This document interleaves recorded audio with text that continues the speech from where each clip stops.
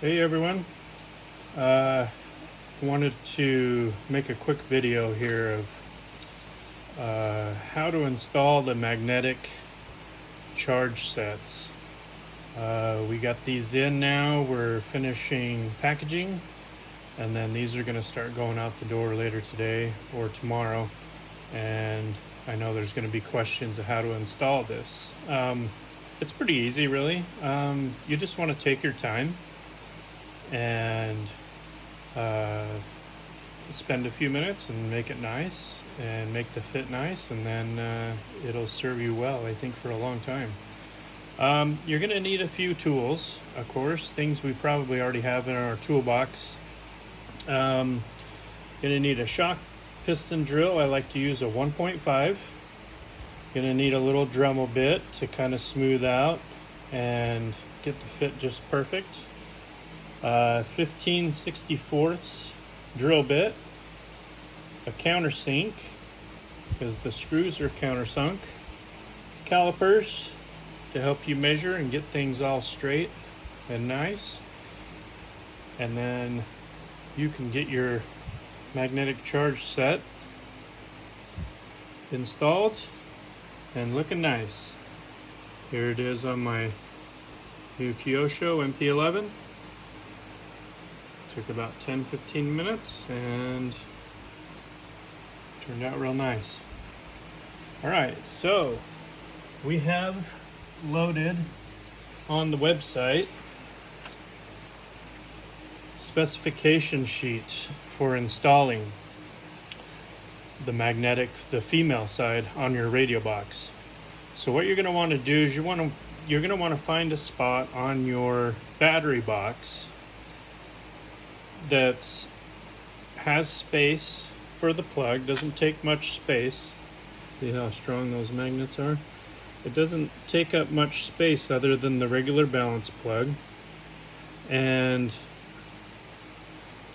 you're going to want to hold it or find a spot in your radio box and install it. Now I'm dropping everything. Install it in a way. Let me take these nuts off the magnets. That your charge lead is going to be accessible, and it's going to be pointed in the right direction, because this only goes one way. Okay, so take a look at that. Make sure that when you install it, you're going to be able to have easy access to this charge connector. So what I like to do is I'll just take my lid and kind of find a spot that there's space and clearance on everything, and where your plug can be plugged in easily. Let me take these off the magnets there. These are those screws that are going to come with it. They'll come with two 1.5 screws here and here. And what I'll do is I'll find that spot on the radio lid and just kind of hold this, and then I'll run my piston drill through this and into the radio box, and you can either just let it mark it and then go back and drill that hole, or you can go all the way through. It doesn't really matter. Once those two holes are drilled, you can countersink them on the top.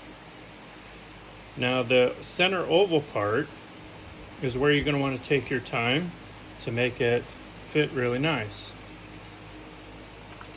Here's the specifications if in case you want to use your calipers and measure and mark it and drill and all that. You're going to want a 15/64 drill bit, and this is slightly undersized because the oval is 6.2 millimeters, so this is 5.95. So that'll leave you a little space to come with your Dremel bit and just slowly just shave out a little bit of plastic until the fit's just nice and perfect. So once you get that in and fit, run your screws in, and on the back side, inside your battery box lid, put blue Loctite on those screws, and then tighten those two little nuts. And this is really small hardware, but Once it's installed, you'll never really need to remove this or replace it unless some really catastrophic damage happens. And then once it's installed, you're done. Plug in your battery and start charging. You'll be all set up. There's your end that goes to your normal charge lead. We do have 4-foot charge leads if you don't have one. Makes it nice so you can work on your car while you're charging, got plenty of movement. Okay guys, if you have any questions, just hit us up. This drawing's on the website. You can save that, print it out, or put it on your phone. And these will be going out shortly. Thanks. Have a great weekend.